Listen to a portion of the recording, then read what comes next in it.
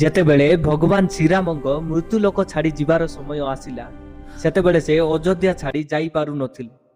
କାରଣ ଯମରାଜ ଅଯୋଧ୍ୟାରେ ପ୍ରବେଶ କରିପାରୁନଥିଲେ ହନୁମାନଙ୍କ ଭୟ ଯୋଗୁଁ। ହନୁମାନ ଯମରାଜାଙ୍କୁ ଅନେକ ଥର ଯୁଦ୍ଧରେ ହରାଇଥିଲେ। ତେଣୁ ଭଗବାନ ଶ୍ରୀରାମ ଭାବିଲେ ମୃତ୍ୟୁଲୋକ ଛାଡ଼ିକି ଯିବା ପାଇଁ ଯମରାଜାଙ୍କୁ ତ ଆସିବାକୁ ହିଁ ପଡ଼ିବ। ତେଣୁ ଭଗବାନ ଶ୍ରୀରାମ ହନୁମାନଙ୍କୁ ଡାକି କହିଲେ, ହନୁମାନ, ମୋର ଏକ ମୁଦି ମହଲ ଚଟାଣର ଗାତ ଭିତରେ ପଡ଼ିଯାଇଛି, ତୁମେ ତାହା ଖୋଜି ଆଣିଦେବ କି? ହନୁମାନ ସୂକ୍ଷ୍ମ ରୂପ ଧାରଣ କରି ମୁଦି ଖୋଜିବାକୁ ଗାତ ଭିତରେ ପ୍ରବେଶ କଲେ।